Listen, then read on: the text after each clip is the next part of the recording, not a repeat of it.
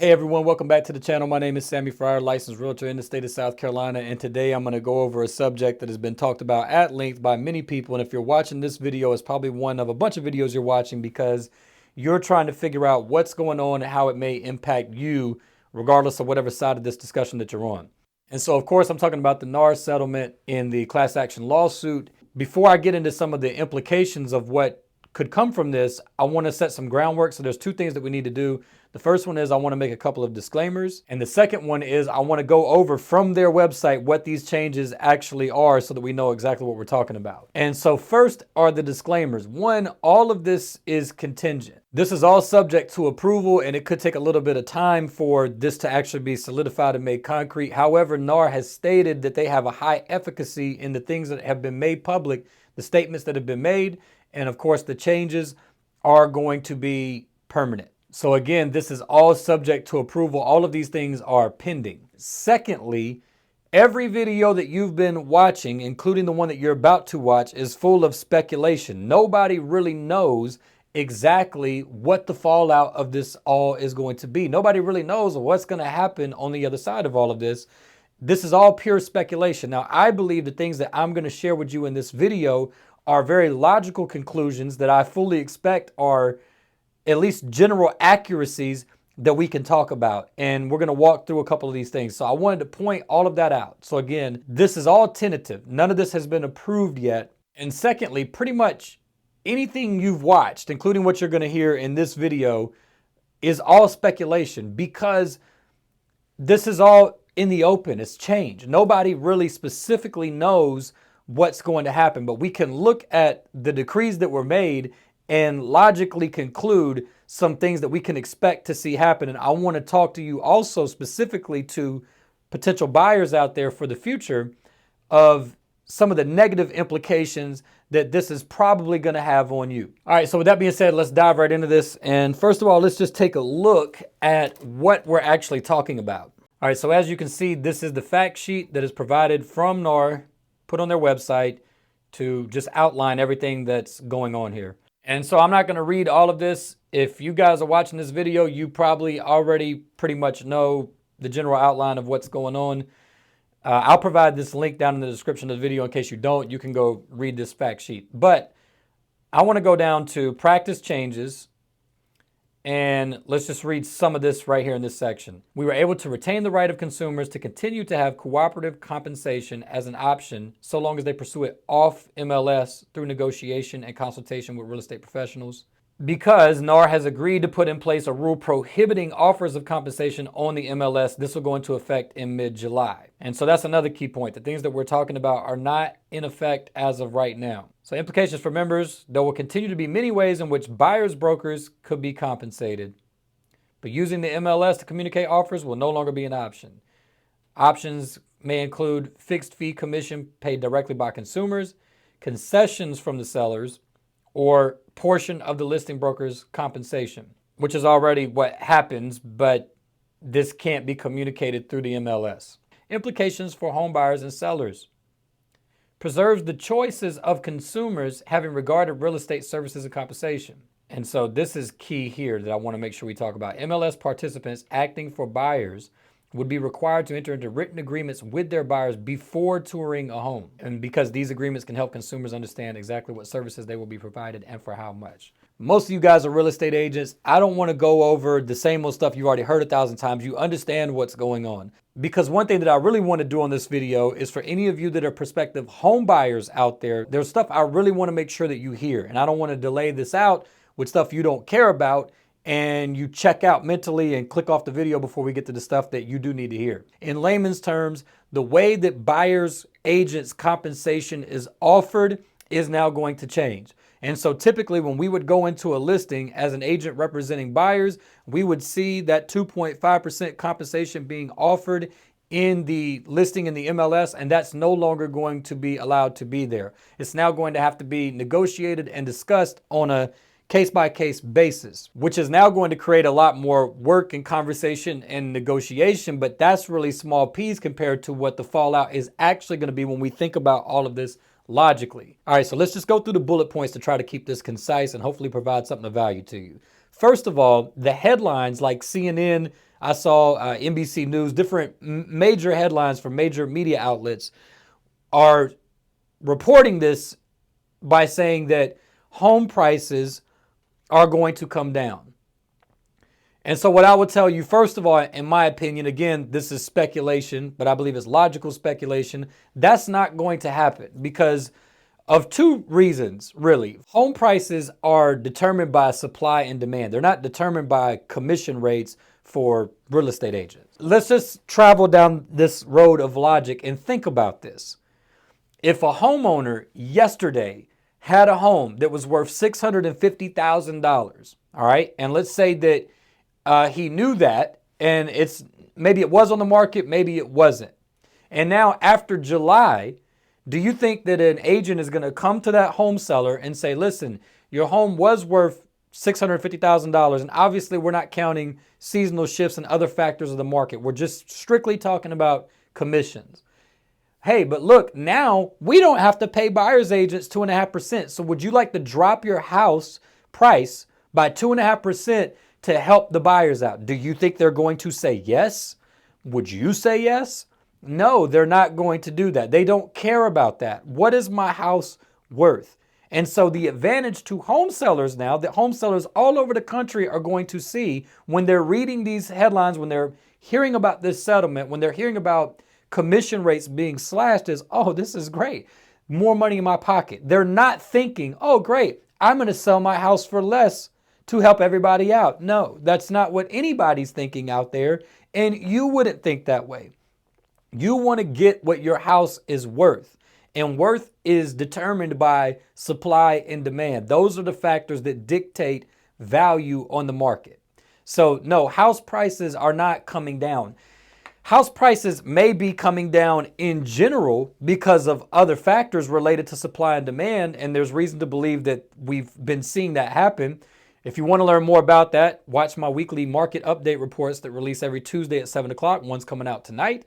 But that has nothing to do with commission rates. And so the same way that house values are going to fluctuate, they're going to go back up at whatever point in time that happens. Buyer's agents getting less commission is going to have nothing to do with any of it. So that, like a lot of things, is a media spin and a pipe dream. The second part, will commissions come down? Because remember, a lot of the headlines are saying commissions will be slashed by 25 to 50%. Well, will they? Because the new rules that are in place don't mandate that commissions are slashed. What they mandate is that they're not offered through the MLS. And so they're going to have to be negotiated. We don't know how all this is going to settle out. And so what I was thinking is, it's like a snow globe has just been shaken and it's going to have to settle. So when we say commissions are going to be slashed, the answer is maybe. And could you say it's probable?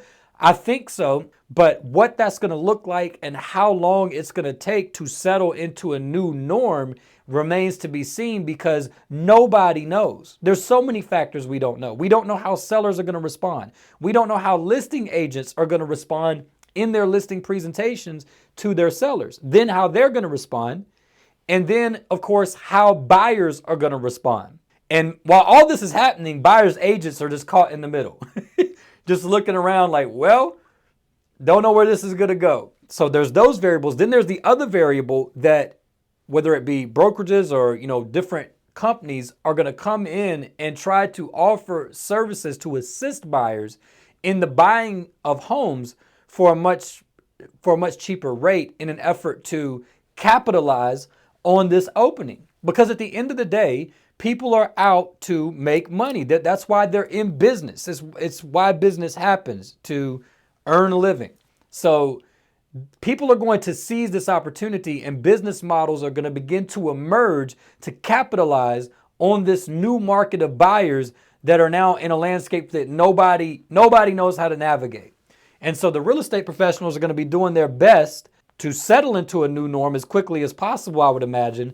But there's going to be a time of transition, and we don't know what it's going to look like. Here's what we can safely say. Buyer's agents are going to be negatively impacted almost for certain, because now they're going to have to fight for survival in terms of being compensated to represent buyers. That is almost for certain. But I think the fallout of that people like these media outlets aren't discussing is that this is really, when you drill this all the way down, this is what I believe, this is my speculation.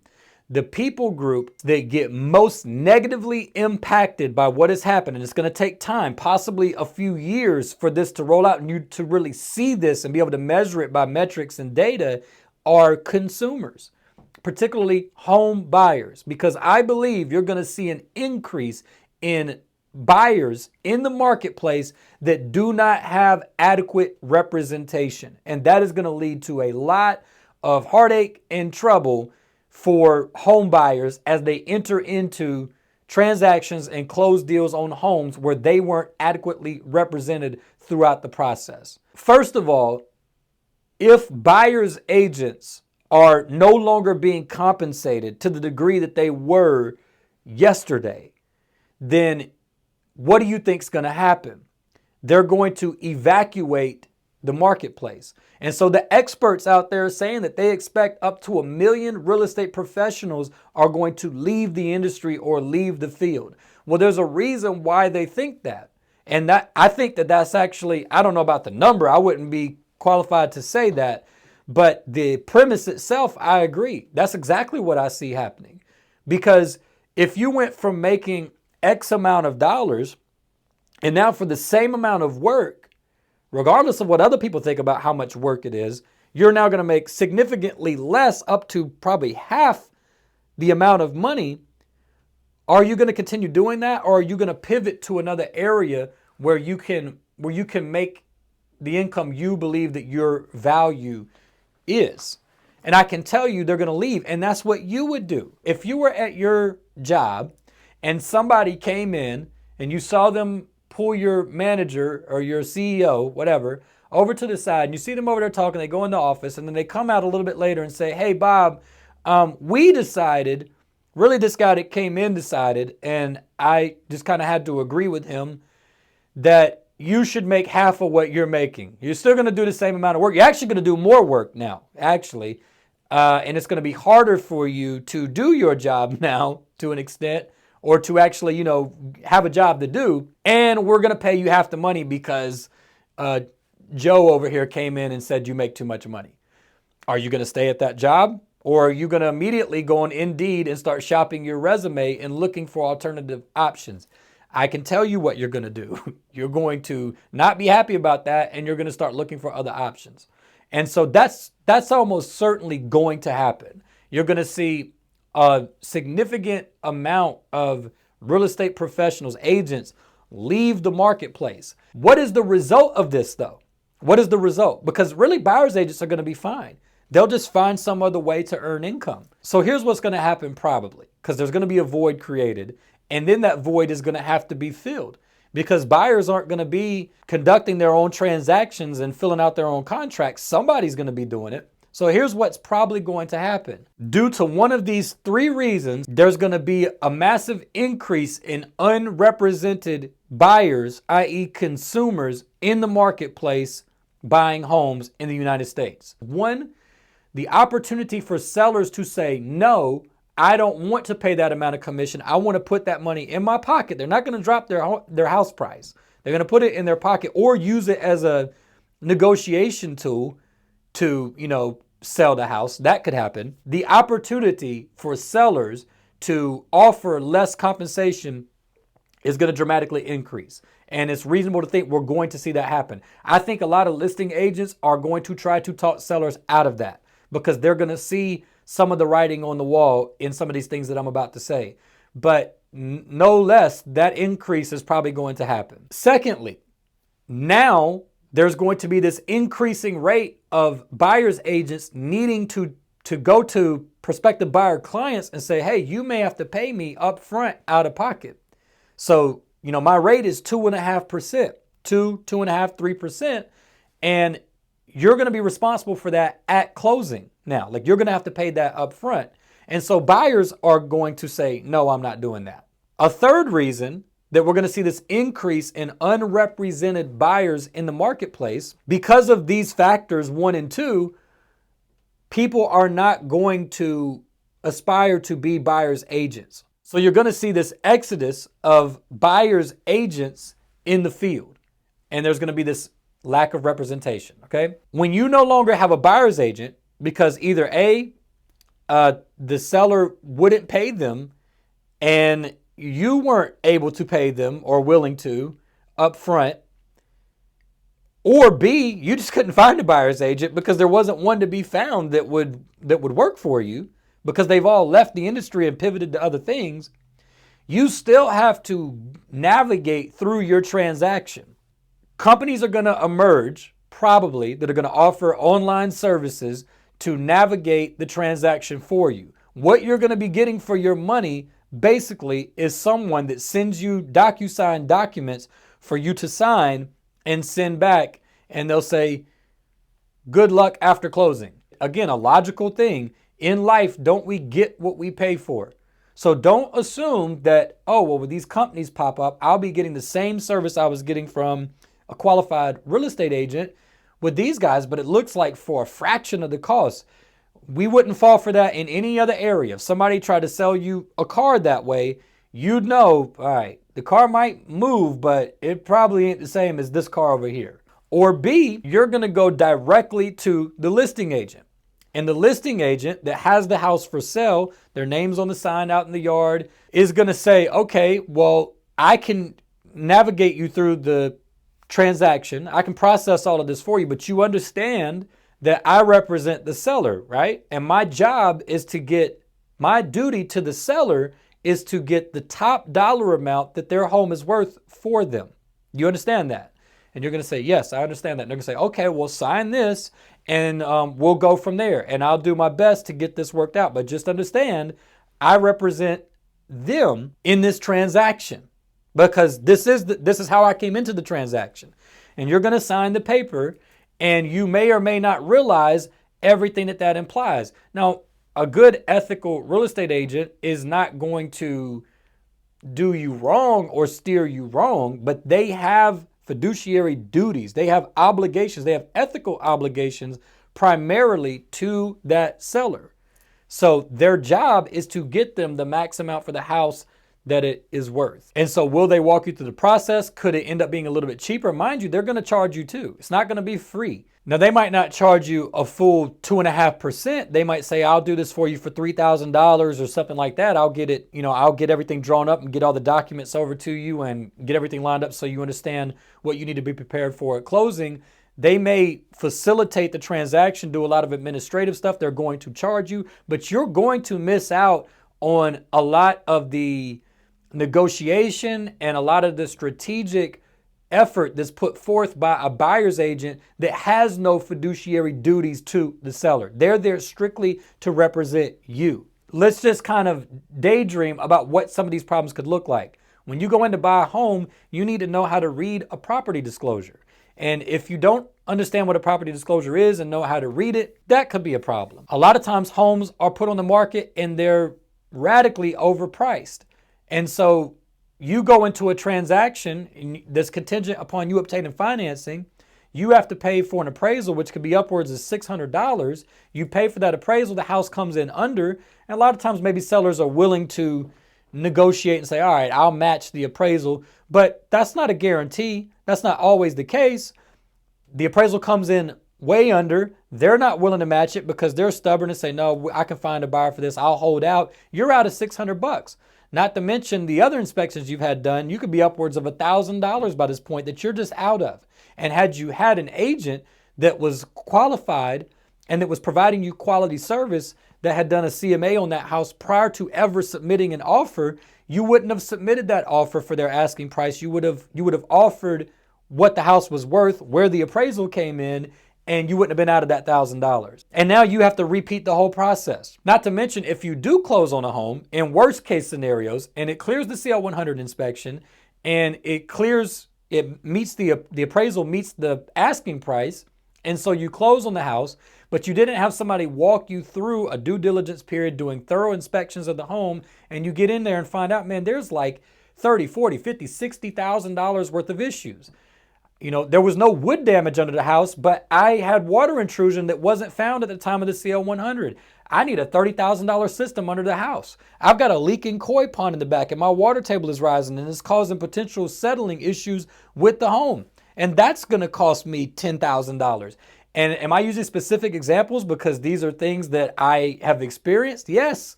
So who's going to be walking you through these inspections, a repairs addendum, renegotiating because of issues that were found, having the foresight to see certain factors that could put you in a very bad situation? Because after you close, if you find out there's $50,000 worth of issues that have to be dealt with that didn't come up on your CL 100 and that weren't relevant to the appraisal, it doesn't matter now. It doesn't matter now. You're stuck.